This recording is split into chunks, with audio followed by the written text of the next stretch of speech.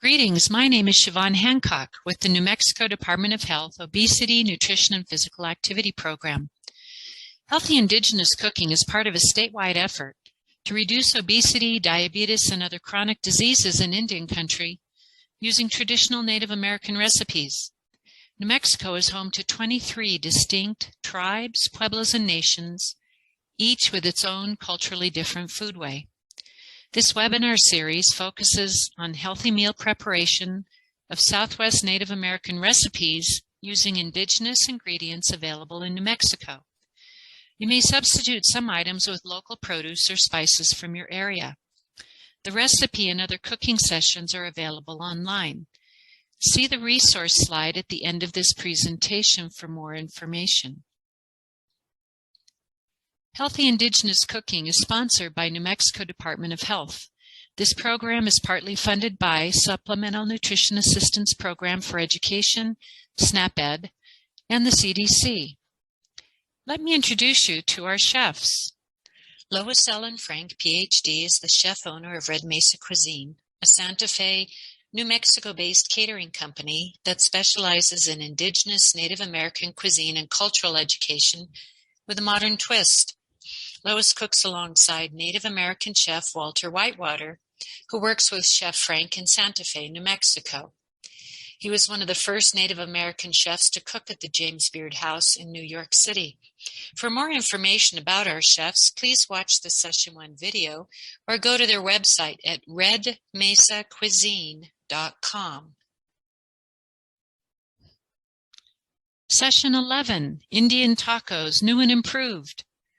Let's get started with Chef Lois Frank and Chef Walter Whitewater. I'm Lois Frank, and I'm so glad you've chosen to join us today. We're going to be doing an Indian taco, and we're going to just change it around a little bit. The Indian taco has an interesting history. Actually, this dish is what we would call pan-Indian, or a dish that all tribes all over the United States know how to make. This comes from that period during the government issue, the birth of fry bread, when it was born, when the commodity food program, the government issued foods to Native people, and our ancestors creatively made a bread that was filling, and fry bread's perfectly fine to eat, but we only want to eat it really once or twice a year. So we're going to be making an Indian taco today with the no-fry fry bread, and this is something that we did in a previous class, so you can learn how to do it there, how to make the dough. I'm going to roll it out and show you how to grill it, but we've already made the dough. And some of the things that we're doing differently today is we're changing around the ingredients. So the bread today is not fried, it's grilled, so no-fry fry bread. We're using ground turkey. Turkey, of course, is an indigenous bird, goes back in our ancestral Native American history, and it's very lean. It's a good, easy to get meat, and readily available. So ground turkey, but you could also add bison. You could use any wild game for this, as well as organic lamb. So that would be another way to do this. We're also using chopped onion, and we're going to be using our blackened garlic. Again, that's something that we learned how to do in a previous episode. You could use regular garlic. We're going to be using diced tomatoes, delicious organic pinto beans with some bean juice, some red chili, and then, of course, the famous New Mexico green chili. And I want to encourage all of you to think about what other additional ingredients you could use. Get creative, enjoy this process. I'm going to show you 2 ways to plate it at the end. So what you want to keep in mind is that we're trying to reduce salt. So limit the salt that you're going to use on this. We're using our chilies to add flavor. If you're using canned beans, and canned beans certainly something you could do with this dish, you want to rinse the beans. Who remembers why? Because canned beans have salt. So we want to just rinse that off. Otherwise, you can slow cook your beans and use that bean juice. So this whole class is about using healthy alternatives for a traditional dish. And you know, the word traditional is interesting because what does tradition mean? Is it cultural? Not necessarily. It could be out of necessity. So maybe grandma did something a certain way. Her pot was too small, or she didn't have an ingredient. So she makes something, teaches her daughter, and then her daughter teaches her daughter. All of a sudden it's a tradition, but not a tradition based on culture, a tradition based on necessity or what was available. So just keep that in mind, that we're doing some traditional dishes and we want to come up with healthy alternatives for that. So you'll see two recipes. We're calling this Indian taco. It's a healthy modern version. And step one today is going to be to roast our chili. Some of you, many of you, a few of you may know how to do this, but we're going to be using this little grill over here. And what we're going to do is we're just going to take this green chili and put it over the flame. I'm using a tong, and we're just going to blacken that chili all around. Remember, chilies are in our ancestral food tradition. They're very nutritious, and they're also very delicious.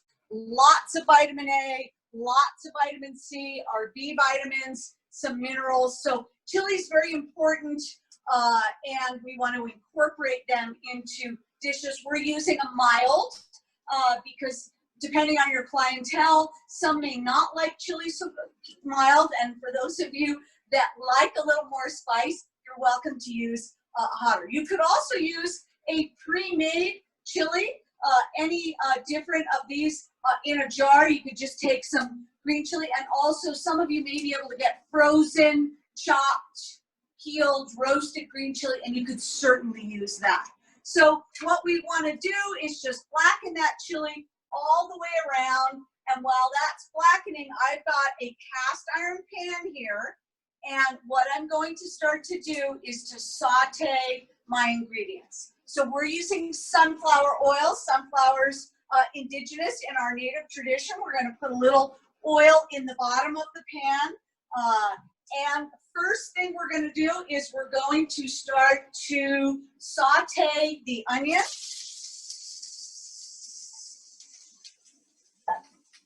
And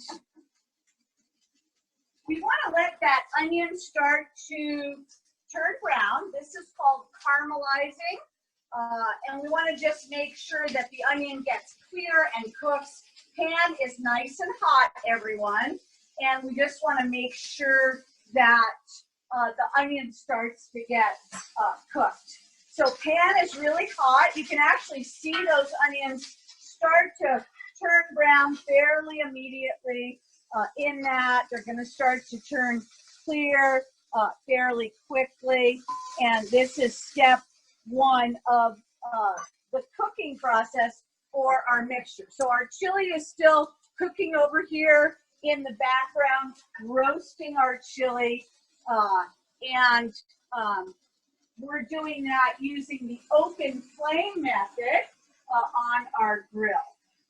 So the next thing that you're going to add is our blackened garlic. The blackened garlic is just garlic that's been blackened in a dry pan until those garlic cloves start to turn black. So we've got that going. And as in true fashion, while this is cooking and our chili is roasting over here, and you can see it's roasting. Remember, you're going to blacken evenly as you can all the way around. That's going to take a couple of minutes. So while we're waiting for those ingredients to cook and the chili to roast, I'm going to show you the chili that I've already roasted here.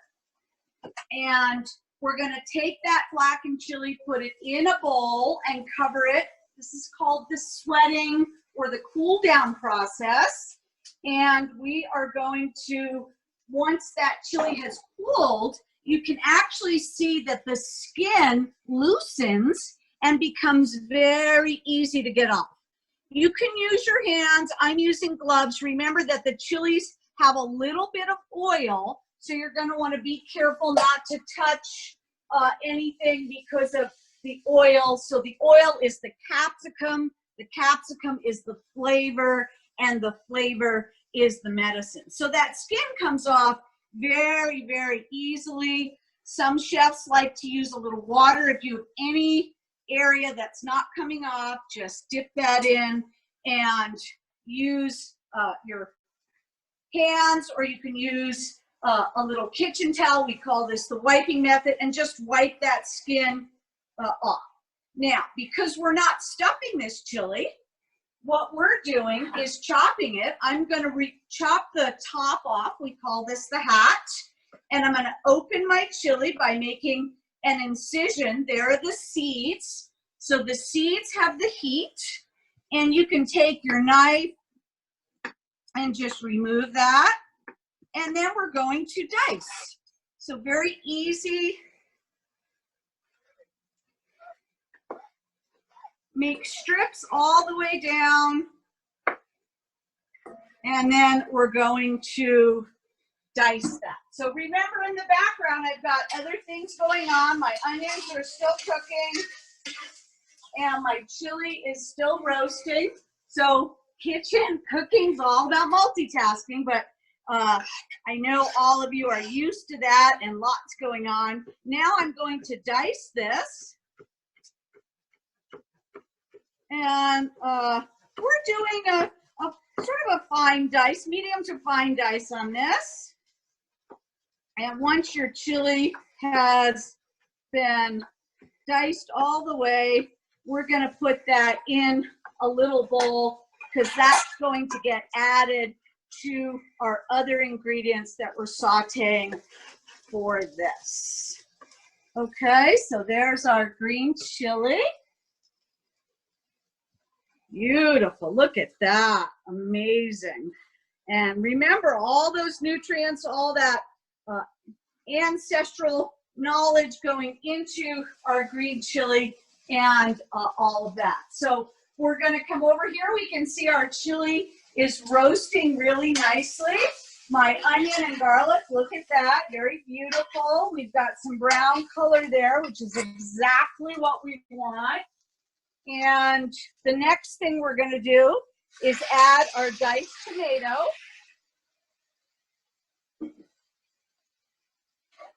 Oh, and you can actually, the smells, I love the smell of onion and garlic cooking. Let that start to cook. And then over here, my chili is pretty much roasted. I just have one little piece. So after your chili has been roasted, so those of you that can't get it already done, you want to make sure evenly blackened. Anywhere you do not blacken the skin on that chili, the skin will not come off. So the idea is to blacken evenly, but don't over blacken, because you can actually overcook the chili. So take a look. That, beautiful. We're going to put that in our bowl, and then it's going to go through the cool down process, and then we'll be able to peel like we did the other one. So here we have onion and garlic. The next thing, and our tomato, is we're going to add the ground turkey. And ground turkey, again, a very lean meat. And so that's the change. Most people would be using ground beef or a fattier meat. We want to lessen that fat and make it a little healthier than what most people are used to. So take your ground meat and put that in. We're going to let that start to cook. My pan is medium to high, so we want to make sure that that meat starts to cook. And then as that meat is cooking, let's come over here and take a look at what else we're going to be using. So we have some red chili powder, and I like to take my own fresh red chili, or you can buy it, and we're going to be using some of that with the green. So we're using the red and the green. I have some cooked beans here. These are pinto beans, and remember, beans are one of the most important ingredients in the Native American diet. I think some of you may remember the Magic 8, and of course corn, beans, and squash, the three sisters. very important. And then we have chilies, tomatoes, potatoes, vanilla, and cacao. So we're using quite a few of those in the dish today. I've drained my beans and I have some bean juice. Now, why would I want to use the bean juice? Well, the bean juice has not only flavor, but it has nutrients. The beans have cooked, unless you're using canned beans, and then we would want to rinse that out and you could use water. But you can see it's got some really nice flavor from cooking that. And so what we're going to do is we're going to just pour some of that bean juice, and that's what we're going to be adding to our liquid to make sure that our dish is moist. And this is part of the flavor profile. So if you don't have bean juice from cooking your beans in a slow cooker or a pressure cooker, you would use water for this process. We're using a little bit of salt and a little bit of pepper. And let's go check to see how our meat is doing. And we can see that that meat is cooking nicely. What you want to do is you want to take your spoon and make sure that you stir that into this. You can see that meat starting to turn brown. That's what we want. Want to make sure that that turkey is all the way cooked. Look at all of those amazing flavors here and starting to cook nicely. We're going to let that cook another couple of minutes. And so being in the kitchen is never standing still. So what we're going to do is we're going to think about what's next. And of course, what's next is the no-fry fry bread. So what we're going to do is we're going to take our dough, and Chef Walter actually made this dough. He's getting really good at making dough.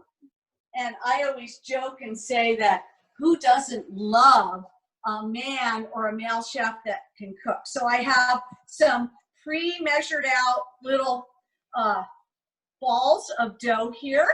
And what we're going to do is just take a tiny bit of flour, spreading it out over my cutting board or work area.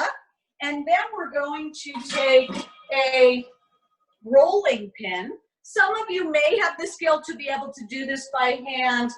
Some of you may not. And so what we're going to do is just roll. And the way I do is I roll, turn, roll, turn, because I'm trying to make an even circle. Roll, turn, and you can see that we have our beautiful circle here. That's a nice piece there. And then we're going to take this and come over to the same grill that we used for our green chili, and we're going to grill that bread. And what's magic is, for those of you that I use a plastic bag, and then inside my plastic bag in my basket, I have a kitchen towel. So the kitchen towel is keeping the bread from touching the plastic, but the plastic is keeping that bread moist and hot while we're waiting to serve that. So let's give our dish here a little bit of a stir. That meat is starting to cook pretty much all the way through. And what you want to do is, if you have any clumps of meat, just take your spoon and break that up so that it's broken up evenly and all the way through. And look at that bread, beautiful. See, it's starting to puff. So it's puffing exactly the same way as it would if it were going to be fried, but of course it's not fried. So you'll take your tongs and flip that over, and the bread, we're going to do a couple of these so that you can see, look at, it's perfectly, so it's almost frying just the way it would, it's just that we're not frying. And when it puffs like that, that's an indication that we made a great dough, or actually Chef Walter made a great dough. And that dough is going to be turned into our no-fry fry bread. So 2 things happening. We're making our bread, and we've got our meat cooking with the tomatoes and the onions. Let's go ahead and add our spices. And so what are our spices? We're going to be using some freshly ground black pepper, and I usually go by a pinch, so just a tiny pinch. A tiny bit of kosher salt, so this is the only salt we're adding, and we're using minimal salt. We're using dried red chili powder, so we're going to take our chili powder and put that all over our cooking meat dish, and then we're going to add our green chili.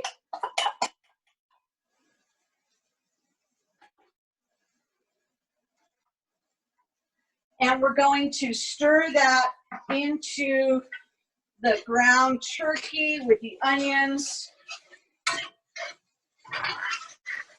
Look at that. You could almost just have it like this, guys. It's delicious. This would be great in a taco. So think about this would be a great dish to make into a taco just with the bread. But we're going to finish the rest of this recipe. Oh, the flavors, and you can see that red chili. So let's let those flavors start to meld together. Let's make another bread.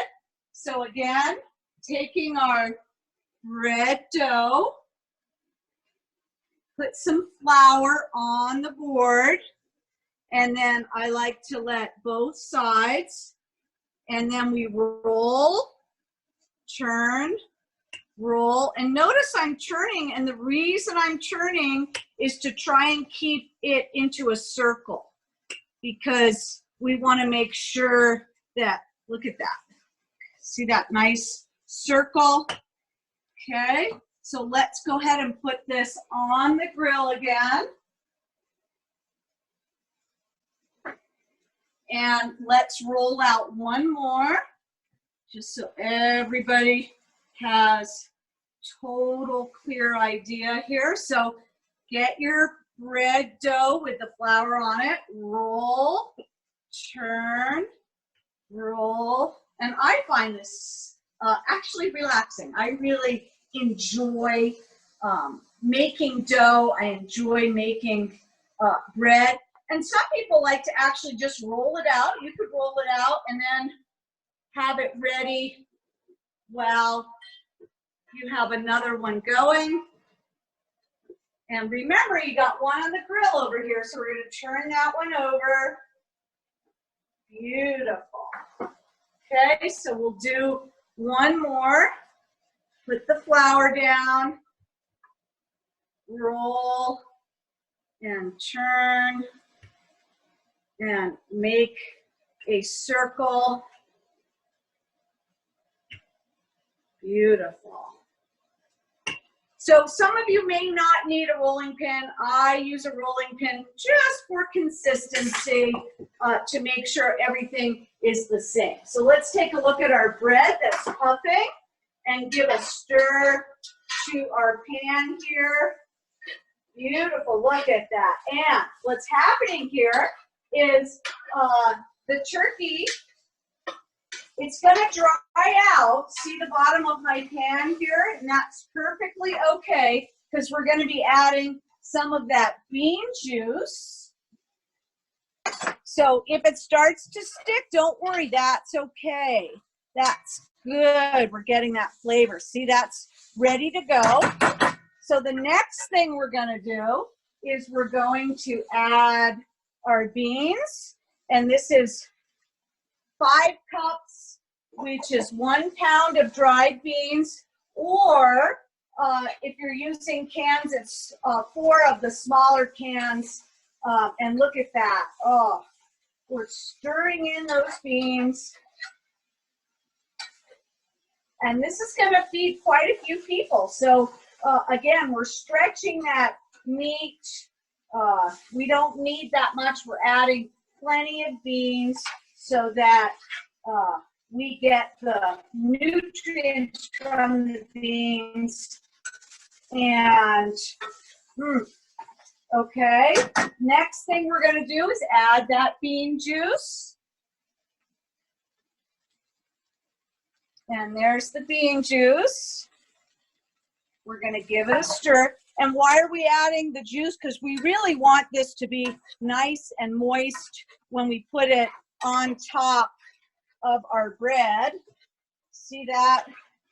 Oh, looks so good, you guys. This is easy to make. All of you can do this. So, full cup of that bean juice. And we're pretty close to being ready with this. You want to let some of that liquid stay in this. So we're going to turn our pan to low, making sure that all that turkey meat is nice and ground. Starting to smell really good. Let's go ahead and finish our bread here. So we have one more bread. I'm going to put this on my grill. And again, put your flour down, and then sort of like a little melody or a dance as you do this. I always think about those ancestors that took something and made it into what we now know. I do eat fry bread about once a year. I just don't eat it every day. And that's where, when we look historically at what happened, perfectly fine. And every culture has a version of something fried. The thing that we have to remember is we just can't eat it every day, right? Because eating it every day, we get the lard and the fat, and that's what we're trying to change and move away from. So I'm going to turn my bread over here, and we have two more breads. So come on over here, let's finish our breads, and then we'll take a look at, so see the beautiful grill marks. That means that it's done. I like a little bit of that charring.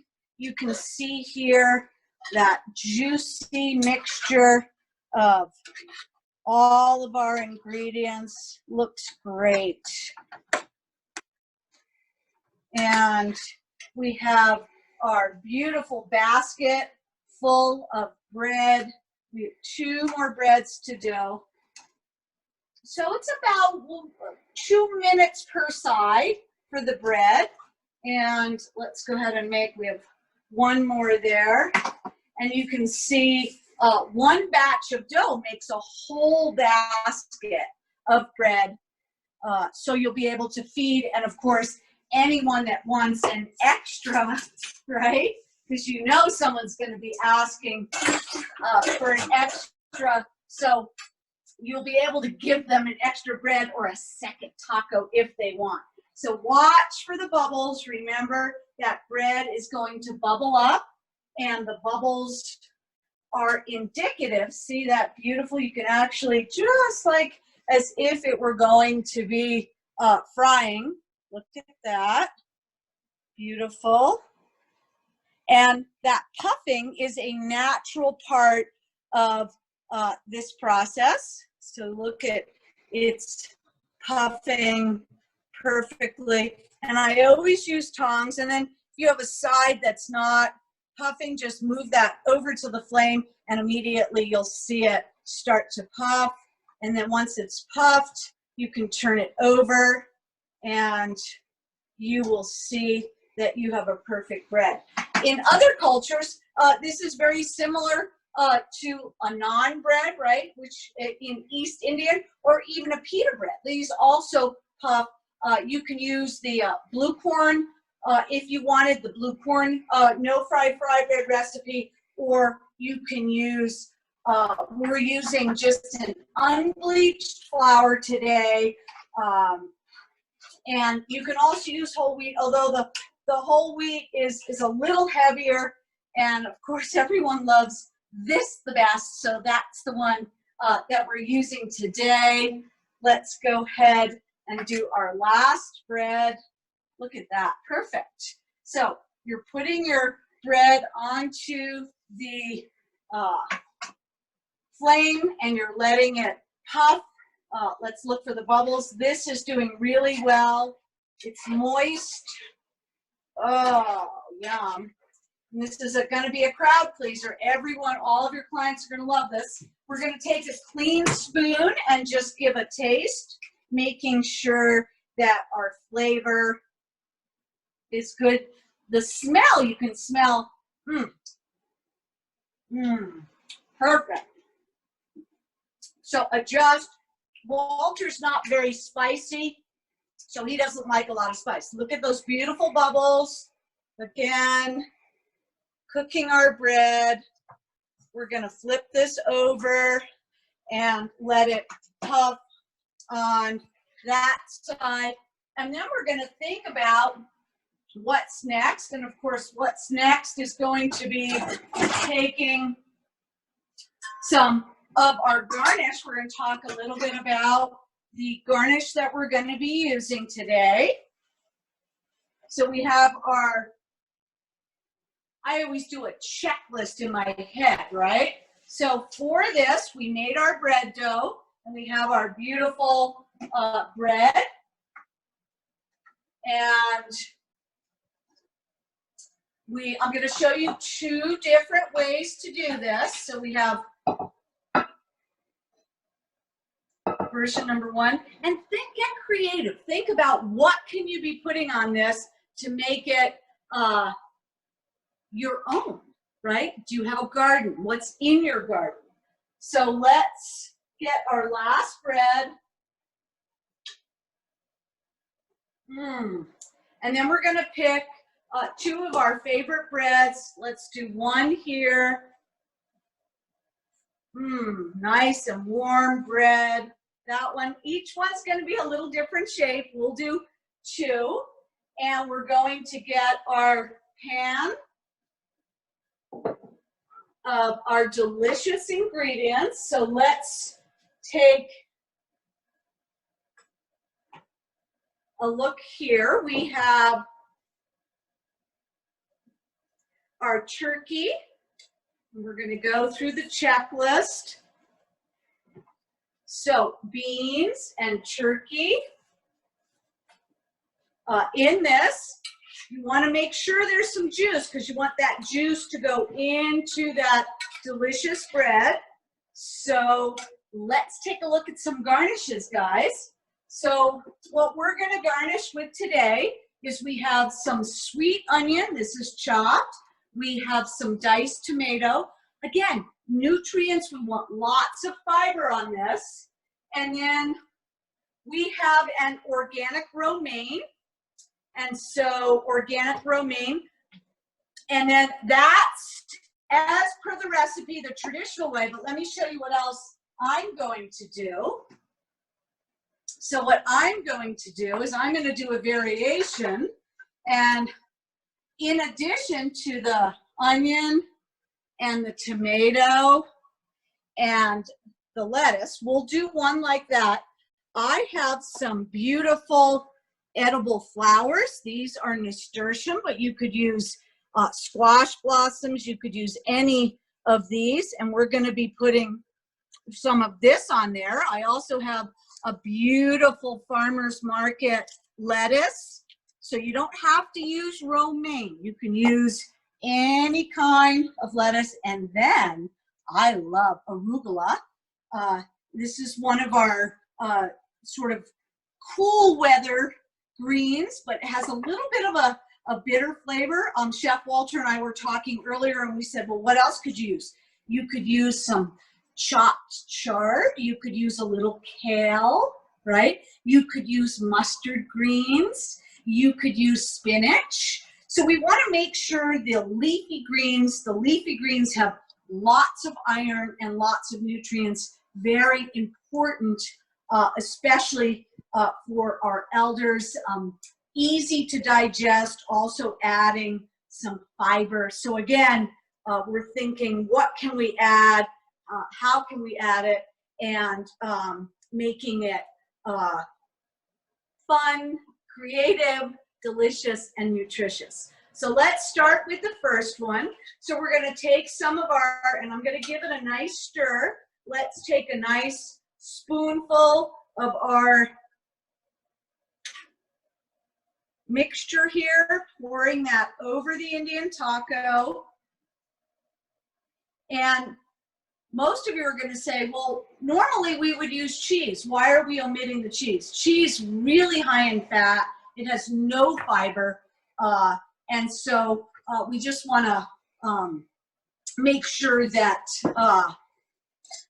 we're not going to add that additional fat. I'm going to take a little bit of the lettuce, and that's going to go on top.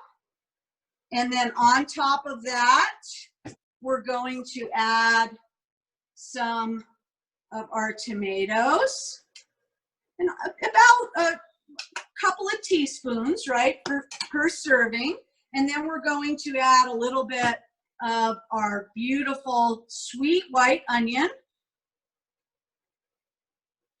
And I love green chili. So even though Chef Walter doesn't like green chili, I am going to add a little bit of this prepared green chili sauce.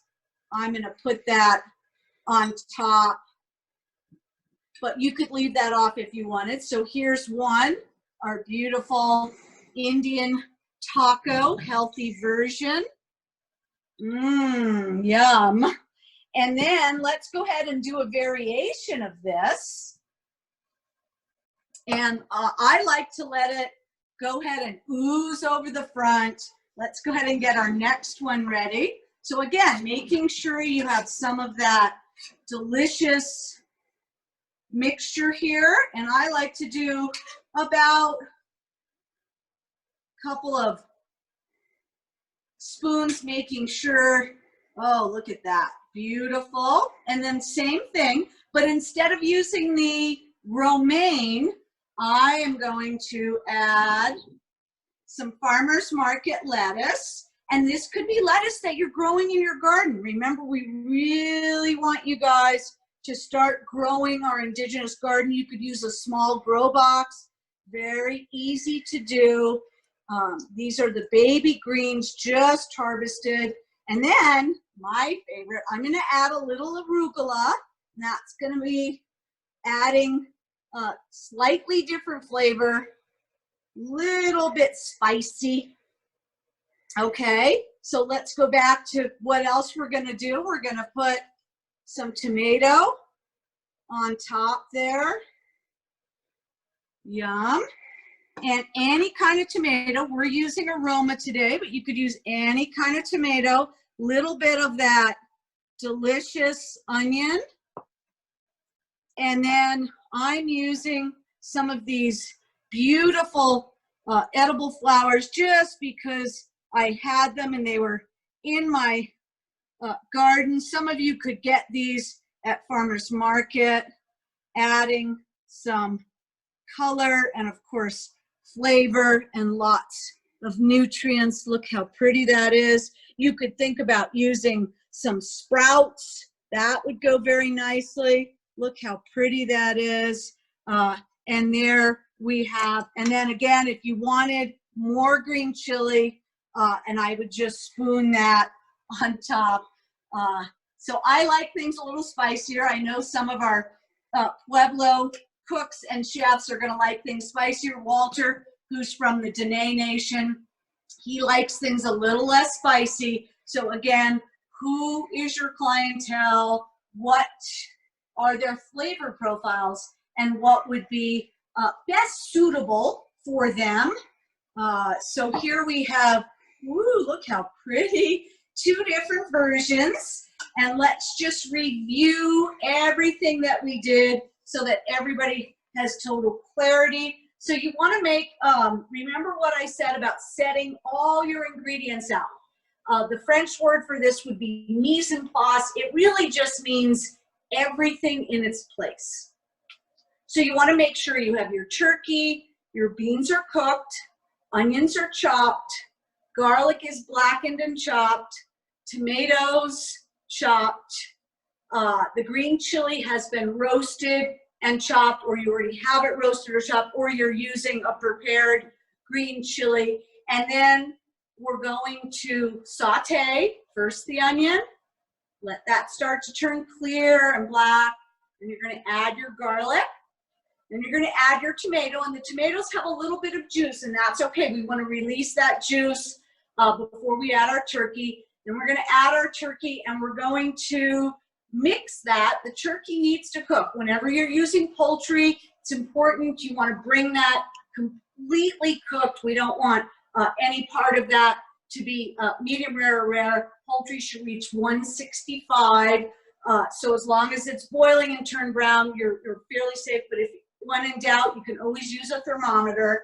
Then you're going to add your spices, the green chili, the salt, the pepper, the red chili powder. I used mild today. And then you're going to add your cooked beans, your bean juice. If you don't have bean juice, add water.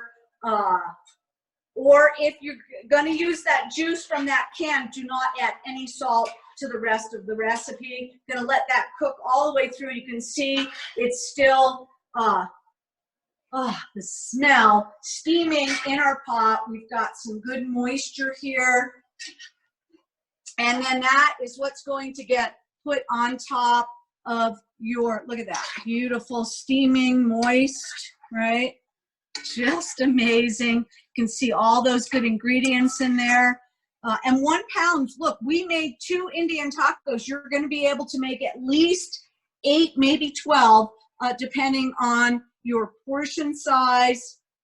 And then garnishes to think about are onion, beautifully ripe tomatoes, lettuces. The options would be romaine or farmer's market. You can add arugula. You can add any of the other greens that we've learned about, chard, mustard green, spinach, even wild spinach, edible flowers if you want. You could think about sprouts. Those would be a great addition, a nice topping. And I just want to talk a little bit about tomatoes. So look at how perfectly ripe my tomatoes are. So why are they so ripe? So just like we learned in some of the other classes, some of the previous episodes, what you want to do is you want to not put your tomatoes in the refrigerator when you first get them. What do you want to do? Just like a melon or just like some of your other ingredients, you want to leave those tomatoes out 1 to 3 days so they ripen. Why is that important? Well, number one, flavor. It's all about the flavor. So flavor, really, really important, but also as things ripen, they maximize and they peak in their nutrients, making it much healthier in addition to that really, really perfectly ripened flavor. So I left these tomatoes out and made sure that they were perfectly ripened before we did this dish. So Indian taco, I want you to be creative. Think about some other ingredients. What could you be using? How would you be using it? We're going to serve one, but if you had, and don't forget, our breads are smaller. We're not doing the giant size of bread. We're doing small. Because of the moisture in the ingredients, it's going to soak into the bread. Some people are going to pick it up and eat it with their hands. Some people may eat it with a knife and fork. There's no wrong way or right way to do this. I kind of do both. Chef Walter, he starts to cut his, and then what he does is he gets to a point where he cuts it in half and he picks it up. But this mixture could also be used in a variety of other ways. What else could you do with it? Well, you could make this, and then you could add some penne pasta. You could make a delicious pasta dish with this. Any kind of pasta. You could use the elbow, you can use the bow ties, you can use the penne, you could use linguine or spaghetti. That would also make another dish. Or you could serve this with a corn tortilla and make a taco. So this one recipe has multiple applications. You could also serve this with rice. right? We learned some rice dishes. You're going to learn some more rice dishes. So you could have a scoop of this. This is also almost a sloppy Joe. So if you added a little tomato sauce to this, you would have a sloppy Joe. That could be served on a bun. So think creatively, maximize ingredients, always think flavor, nutrition, delicious, and you'll be able to feed lots of people using indigenous foods and keep your food costs down. So today was great. I want to say a big thank you to Chef Walter Whitewater for doing such a good job zooming in and showing all of you close-ups. We have our 2 tacos, and I want to thank all of our sponsors and thank all of you for joining us. And we look forward to having additional episodes in the future. You'll be able to watch these. If you think you missed anything, you'll be able to watch it again. And remember, cooking is amazing. We're using and calling in the wisdom of our ancestors. We're bringing in ingredients. We're feeding people. We're nurturing them. I always say feed the body, but nurture the soul. So bring that into whatever you do, that joy, that love, just like our elders did for us. It's been a pleasure being your chef today. Thank you so much for joining us. And please stay tuned and watch the rest of these wonderful episodes that we've prepared for you. Thank you, Chef Frank and Chef Whitewater. The recipes and more may be found at the links below. We hope you enjoyed today's lesson. Thank you for joining us.